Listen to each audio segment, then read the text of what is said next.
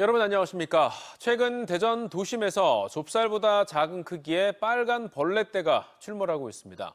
일명 붉은 진드기로 불리는 해충으로 피를 연상케 하는 빨간색이다 보니 시민들에게 혐오감을 주고 있습니다. 인체에 해로운 건 아닌지, 발견할 경우 어떻게 대처해야 하는지 전유진 기자가 알아봤습니다.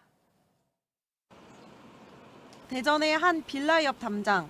눈으로 확인하기 어려울 정도로 작은 붉은색 벌레들이 떼를 지어 기어다닙니다. 인근의 다른 건물 근처에서도 같은 벌레들이 기어다니는 모습을 쉽게 발견할 수 있습니다. 이전에 본 적 없는 새빨간 벌레떼들이 동네 곳곳에서 출몰하자 주민들은 밤잠을 설치고 있습니다. 이건 더군다나 보이지도 않는 건데 사람이 먹을 수도 있다 이게요. 그래서 내가 지금 요즘에 잠을 못 자요, 밤에. 크기가 1mm 정도에 불과한 벌레의 정체는 일명 붉은 진드기로 불리는 다카라다니. 일본 해안가에 서식하다 국내로 유입된 뒤 전국적으로 퍼지고 있는데 대전에서도 발견된 겁니다. 붉은 진드기는 이렇게 돌담에서 자주 발견되며 빠른 번식으로 장마철 전까지 무리지어 등장합니다. 붉은 진드기는 살인 진드기로 불리는 참 진드기나 털 진드기와는 다른 종류로 스스가무시 등 치명적인 병을 옮기지 않는 것으로 알려졌습니다. 다만 일부 알레르기 반응을 유발할 수 있어 주의가 필요합니다. 보건당국은 붉은 진드기를 손으로 잡을 경우 붉은 체액이 튀어 2차 감염으로 이어질 수 있는 만큼 진공청소기로 빨아들이거나 테이프로 제거할 것을 권고합니다. 가정에 비치되어 있는 진공청소기를 가지고 집안의 진드기를 제거하는 게 가장 빠르고 안전한 방법입니다.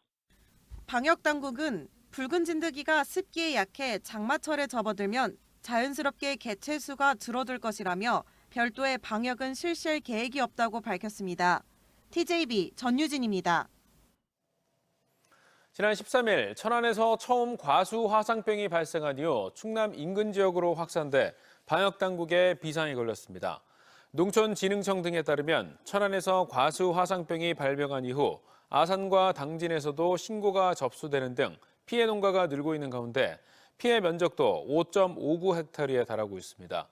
이에 따라 각 지자체들은 과수원을 중심으로 예방 약재를 살포하고 예찰 활동을 벌이는 등 예방 활동을 강화하고 있습니다. 과수화상병은 사과와 배나무 등에서 발생하는 세균성 병해로 나뭇가지나 열매가 화상을 입은 것처럼 검게 변하는 것이 특징으로 치료 방법이 따로 없어 감염된 나무는 모두 매몰 처리됩니다. 논산시가 토마토와 가지, 고추 등 가짓과 작물들의 잎에 구멍을 뚫어 피해를 주는 토마토 뿔나방이 농가에서 발견됨에 따라 예찰과 방제 관리를 당부했습니다. 토마토 뿔나방 성충은 약 6에서 7mm 크기로 실 모양의 더듬이에 은빛이 도는 회색 비늘을 가진 것이 특징으로 논산시는 지난 3월부터 주요 토마토 생산 지역을 예찰한 결과 지난달부터 성충 개체 밀도가 증가하고 있다고 밝혔습니다. 한국전자통신연구원이 디지털 전환을 통해 우리나라 문화유산에 새로운 혼을 불어넣고 있습니다. 디지털 옷을 입은 지능형 문화유산 플랫폼을 통해 직접 박물관에 가지 않고도 금동 방가사유상이나 광개토 대양릉 같은 국가유산들을 보고 느낄 수 있습니다. 조혜영 기자의 보도입니다. 대한민국의 관문인 인천국제공항, 국보 제83호 금동 반가사유상이 높이 27m에 달하는 초대형 고화질 LED 전광판에서 특유의 아름다운 미소와 자태를 뽐냅니다. 미국 클리블랜드 미술관에 소장돼 있는 칠보산도 병풍도 디지털 구현을 통해 귀향에 성공했습니다. 중국 지안시에 있어 관람이 쉽지 않은 광개토 대양릉비는 국립중앙박물관 로비에서 디지털 문화유산으로 재탄생했습니다. 한국전자통신연구원과 국립중앙박물관이 지난 4년간 협업을 통해 문화유산의 디지털화 작업을 벌인 결과물입니다. 현재 문화유산의 형태라든지 상황을 잘 보존해 기록해 둠으로써 먼 훗날 혹시나 있을지 모르는 문화재의 훼손이라든지 변형 상태에 대비해서 그 오늘날의 형태까지는 최소한 복원할 수 있게끔 만드는 자료로 활용하고자. 이번 디지털 전환 작업이 특별한 이유는 지능형 디지털 헤리티지 공유 플랫폼 구축을 위한 과정이라는 점입니다. 인공지능 기술을 적용해 디지털화의 품질을 높이면서 자유롭게 해상도 등을 조절해 전시용 또는 메타버스용 등 다양한 방식으로 적용할 수 있는 표준 프로세스를 만들겠다는 겁니다. 특히 문화유산 데이터 분석 기술을 통해 플랫폼에서 관련 문화유산에 대한 연관 검색과 활용도 손쉬워질 전망입니다. 자동으로 데이터 정보를 넣을 수 있게끔 만들어준 기술 개발을 통해서 200만 건의 데이터들을 서서히 정보를 넣을 수 있게끔 만들어져서 어디서나 활용할 수 있게끔 하는 그런 기술이 개발됐다고 보시면 될 것 같습니다. 연구진은 국립중앙박물관에서 활용 중인 지능형 문화유산 플랫폼 기술을 산하 13개 지역 박물관으로 확대 적용한 뒤 일반 시민들도 쉽게 이용할 수 있도록 공개할 계획입니다. TJB 조혜원입니다. 음주운전 차량을 노려 사고를 낸 뒤 합의금을 뜯어낸 일당 5명에게 징역형이 선고됐습니다. 대연지법 천안지원 형사 4단독은 지난 2022년 9월 천안 서북구에서 음주운전 차량을 상대로 일부러 사고를 낸 뒤 합의금 500만 원을 요구하는 등 17명으로부터 6,400여만 원을 뜯어낸 혐의로 기소된 30대 A씨 등 2명에게 징역 1년을, 나머지 3명에게는 징역 8개월에 집행유예 2년을 선고했습니다. 재판부는 이들이 반복적으로 범행을 저질렀다며 일부 피해자들과 합의한 점 등을 종합적으로 고려했다고 판시했습니다. 체납자들이 납부한 수억 원대 세금을 빼돌린 혐의로 기소된 세무공무원이 2심에서 실형을 선고받고 법정 구속됐습니다. 대연지법 제3형사부는 체납세금 징수 업무를 하던 지난 2022년 7월부터 이듬해 2월까지 34차례에 걸쳐 체납 징수금 보관 통장에서 6억 2천만 원 상당을 횡령한 혐의로 재판에 넘겨진 공무원 A씨에게 2심에서도 원심과 같은 징역 2년을 선고했습니다. 재판부는 거액을 오랜 기간에 걸쳐 횡령하는 등 범행 수법이 매우 불량하다며 도주 우려가 있어 구속영장을 발부했다고 설명했습니다.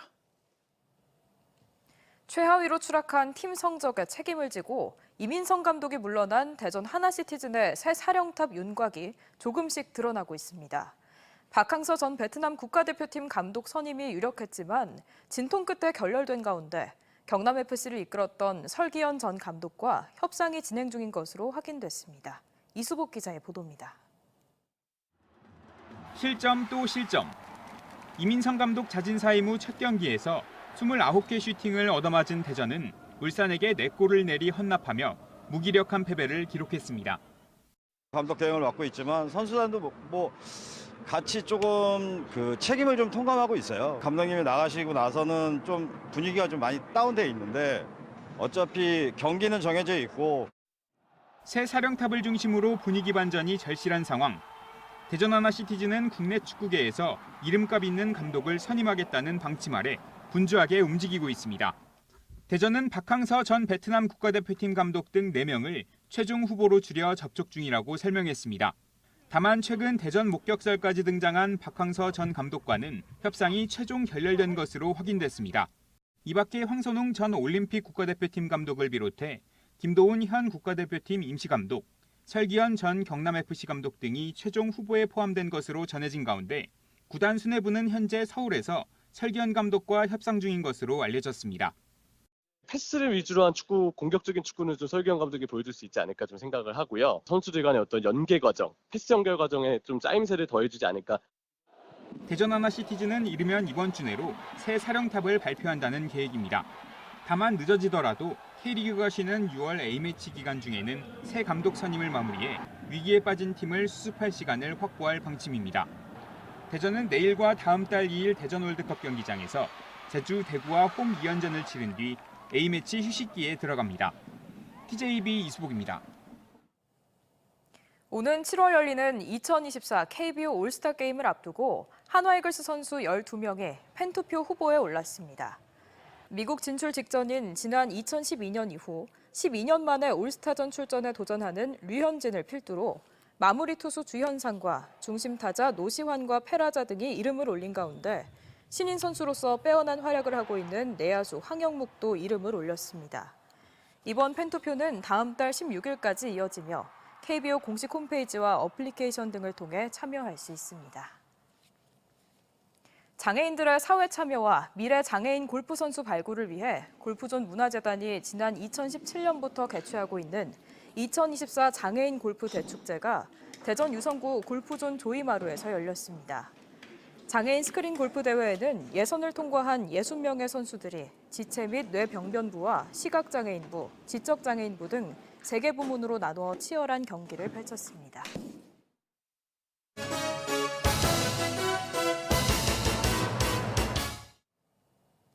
22대 국회 개원을 앞두고 국회 세종 완전 이전 해법을 모색해보는 기획보도 순서입니다. 오늘은 그 두 번째로 제한 수준에 그치고 있는 국회 전체의 세종 이전을 신속하게 실현할 수 있는 해법은 무엇인지 짚어봅니다. 김세범 기자입니다. 대한민국 수도가 서울인 것은 관습 헌법이다. 지난 2004년 노무현 전 대통령이 추진한 신행정 수도 건설에 대해 위헌 결정을 내린 헌법재판소가 내린 결론입니다. 이 판단을 근거로 행정, 입법, 사법 기능을 세종시로 분산하는 반쪽짜리 행정도시로 선회해 일부 중앙행정부처 입주와 국회 부분 이전이 진행되고 있습니다. 한동훈 전 국민의힘 비대위원장이 공약한 국회 전체의 세종 이전은 현재로서는 우현이라 개원이 아니라면 사실상 불가능한 제안인 셈입니다. 다만 국회 전체 이전에 부정적이었던 여당이 전향적 자세를 보여 물꼬는 튀어있는 상태입니다. 국민의힘은 이번 총선 과정에서 국회의사당을 세종으로 완전 이전하겠다는 공약을 발표했습니다. 22대 국회가 시작되면 이 부분에 대해서 국민의힘에서 적극적으로 먼저 추진해 나가도록 하겠습니다. 그러나 개헌을 통한 국회 세종 완전 이전은 대통령 중임제 등 다양한 정치적 사안들이 맞물려 불투명한 만큼 국회 전체를 세종으로 이전하는 특별법 발의를 통해 근거를 마련하는 것이 첫걸음이라는 의견이 지배적입니다. 특별법이 빠른 시일 내에 마련되면 우현 여부에 대한 소송이 이어지겠지만 이번엔 여건상 합헌 판단을 받을 수밖에 없다는 겁니다. 중앙부처가 행정부가 다 내려와 있습니다. 여기 일을 하고 있어요. 그러면 실제적으로 대한민국 국민은 세종이 행정수도다라고 사실상 공감대가 만들어진 거 아닙니까? 저는 헌법재판소가 그걸 받아들일 거다. 지역의 강력한 지원과 압박을 통해 중앙 정치권의 여론을 형성하는 작업도 필요합니다. 충청권에서 단계적으로 수위를 높여가며 지역의 열망을 전달하면 개헌이나 특별법 발의가 속도감 있게 진행될 수 있기 때문입니다. 조만간 충청권 4개 시도지사 주도로 지역 정치권과 시민단체 등이 참여하는 국회 세종 완전 이전을 위한 협의체 구성이 급물살을 탈 전망이라 여건은 마련돼 있습니다. 충청권 4개 지도지사가 건의문을 만들어서 이 부분은 반드시 관철시켜야 된다고 생각을 하고 충청권 4개 시도의 국회의원들이 다 힘을 합한다면 또 그리 어려운 문제는 아닐 거라고 생각합니다. 총선을 통해 여야 모두 국회 세종 이전을 약속한 만큼 이제는 결실을 맺기 위해 관련 법안 마련을 서둘러야 할 때입니다. TJB 김세범입니다. 2024 대전 세종 TJB 베트남 비즈니스 파트너십 매칭데이 행사가 호치민 일원에서 진행 중인 가운데 수출 상담 실적이 3,677만 달러를 기록한 것으로 나타났습니다. 어제부터 이틀간 열린 호치민 수출 상담회는 대전 11곳, 세종 4곳 등 모두 15개 기업이 참가해 수출 상담 금액 3,677만 달러를 달성했으며 수출 가능 금액 888만 달러, 실제 수출 계약액은 100만 달러, 한화로는 13억 6천여만 원으로 집계됐습니다. 이번 행사는 수출 상담회를 포함해 현지 시장 조사와 베트남에 진출한 한국 기업과의 연찬회 등 다양한 프로그램을 제공해 지역 기업들의 수출 실적은 물론 전문성 제고 등 지역 수출 행사에 새로운 지평을 연 것으로 평가됩니다. 지난 2021년 운영을 시작한 대전시 공공자전거 타슈 누적 회원 수가 41만 명을 넘어섰습니다. 지난달 기준 타슈 회원 수는 41만 1,970명으로 대전 시민 3명 가운데 1명꼴로 타슈를 탄 것으로 분석됐습니다. 대전시는 교통카드를 등록해 타슈를 이용하면 마일리지가 쌓이는 점과 지난해 12월 타슈2 도입 후 자전거 성능과 디자인이 개선된 점이 호응을 받고 있는 것으로 분석했습니다. 시는 현재 4,900대인 타슈를 2026년까지 7,500대로 늘리고 반납과 재배치 등의 효율적 대처를 위한 인력도 충원할 계획입니다. 오늘 오전 11시 55분쯤 보령시 오천면 원산동 저주항 인근 해상에서 9톤급 선박이 암초에 걸려 좌초됐습니다. 인근 경비함정과 구조대를 현장으로 급파한 보령해경은 승선원 3명을 구조하고 선미 부근 부력 부위를 설치하는 등 안전 조치를 마쳤습니다. 조사 결과 선박에서 파손된 부분은 확인되지 않았으며 선박은 오후 3시쯤 해수면 상승에 맞춰 자력으로 무사히 입항했습니다. 논산시가 지난 2017년 전국 최초로 만든 아동권리송 홍보를 위해 마련한 2024 논산시 아동권리송 전국 합창대회가 논산 아트센터에서 열렸습니다. 전국 예선을 거쳐 본선에 진출한 15개 팀의 어린이, 청소년 합창단들이 지정국인 논산시 아동권리송과 자유곡 한국을 노래했고 800여 명의 어린이 청소년 합창단과 부모들이 참석해 성황을 이뤘습니다. 보령축제관광재단이 올해 보령머드축제 세부 계획안을 최종 확정하고 관광객 맞이를 위한 본격 준비에 들어갔습니다. 오는 7월 19일부터 17일 동안 열리는 제20출의 보령머드축제에서는 머드 엑스포 광장 내 체험존을 집중 배치하고 일반존과 패밀리존, 워터파크존을 통합 공간으로 구성하는 등 체험객들의 재미와 편의성을 최대한 살린다는 계획입니다. 이 밖에도 머드 흠뻑존을 신설해 다양한 체험 콘텐츠를 도입하는 한편 광장 주변에 쉼터와 대형 차양시설을 설치하는 등 충분한 휴식 공간도 확보할 방침입니다.